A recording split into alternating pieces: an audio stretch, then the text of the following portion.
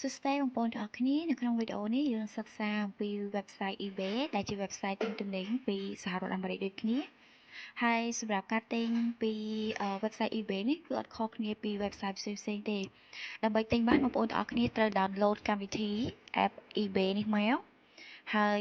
សម្រាប់ការ download យើងអាចចូលមកកន្លែង Play Store ឬក៏ App Store របស់យើងដើម្បីធ្វើការ download app មួយនេះអញ្ចឹងឥឡូវនេះយើងចូលមកស្វែងរក App Play Store របស់យើងដើម្បីធ្វើការ download eBay យើងវាយពាក្យ eBay មក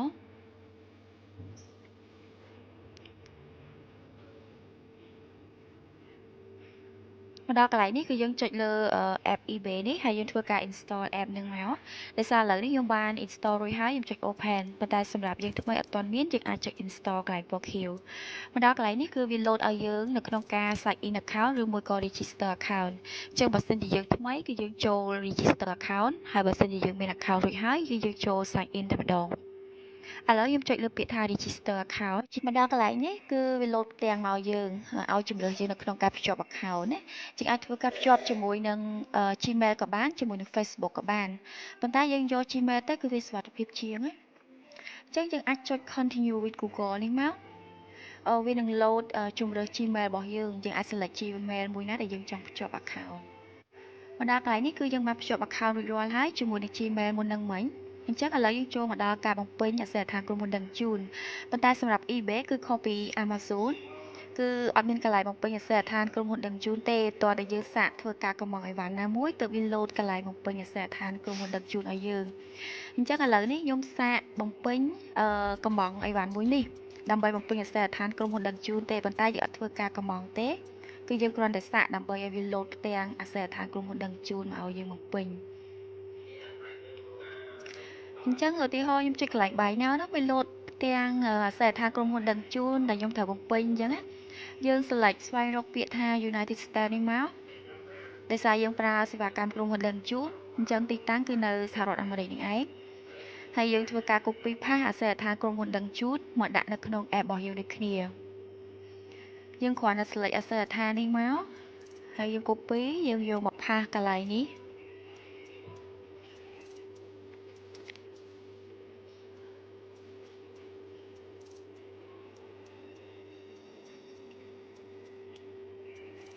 ហើយនៅពេលយើងផាំងរួចរាល់ហើយគឺវា load ឲ្យយើងហ្មង Long Beach California ហើយជាមួយនឹង zip code ប្រហែលអញ្ចឹងណា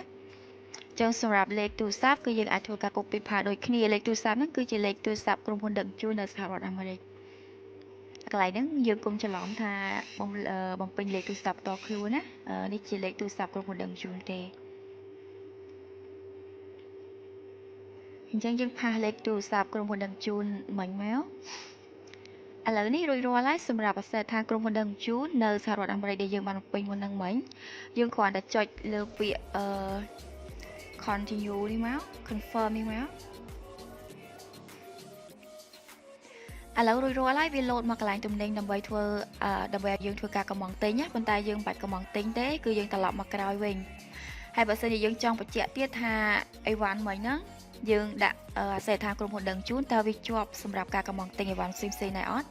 យើងអាចធ្វើការ select អីវ៉ាន់ណាមួយជាឧទាហរណ៍ហើយធ្វើការចុច buy now មកចង់ដឹងថាវាជាប់អាសយដ្ឋានដូចដែលយើងបានបំពេញមុននឹងអត់អញ្ចឹងយើង scroll ចុះមកគឺយើងឃើញហើយគឺវាមាន address ស្រាប់ណា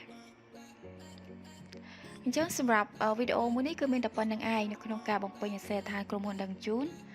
ហើយសម្រាប់វីដេអូបន្ទាប់យើងនឹងសិក្សាពីរបៀបនៅក្នុងការមើលទំនិញក៏ដូចជាការដាក់កម្មង់ទិញ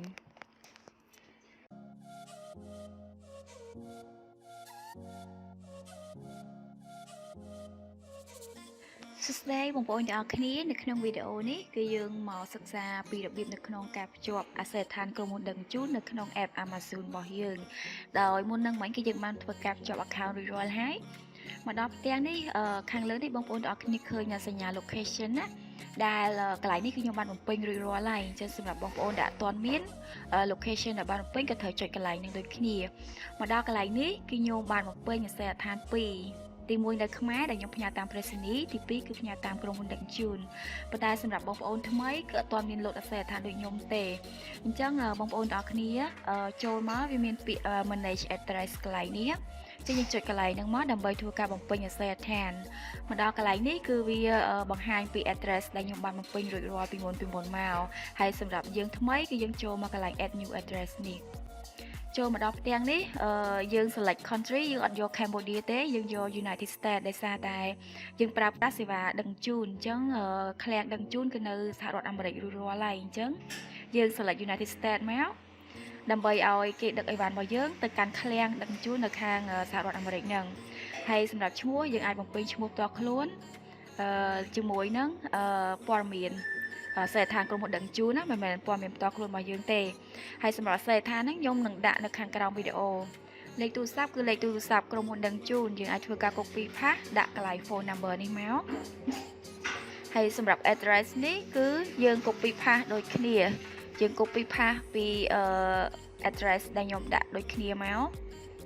ហើយយើងមកធ្វើការ paste នៅក្នុង app របស់យើងចូលមកកន្លែងនេះគឺយើងអាចបំពេញព័ត៌មានផ្សេងបើសិនជាយើងចង់ដាក់ព័ត៌មានផ្សេងដែលយើងចង់បំពេញពាក់ព័ន្ធជាមួយព័ត៌មានផ្ទាល់ខ្លួនអីក៏អាចដាក់បានបើអត់ទេក៏អត់ទៅ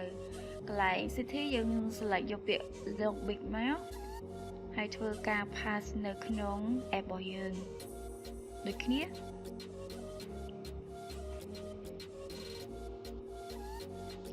យើង select មើល state របស់យើងគឺនៅ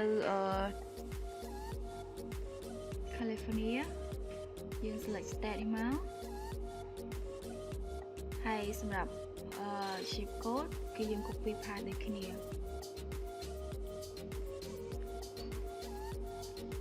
អញ្ចឹងឥឡូវនេះសម្រាប់ព័ត៌មានពាក់ព័ន្ធជាមួយនឹងអាសយដ្ឋានក្រុមហ៊ុនដឹកជញ្ជូនគឺខ្ញុំបានពេញរួចរាល់អស់ហើយកន្លែងនេះបើសិនជាយើងចង់ដាក់តែអាសយដ្ឋានមួយនឹងមកយើងអាចធ្វើការធី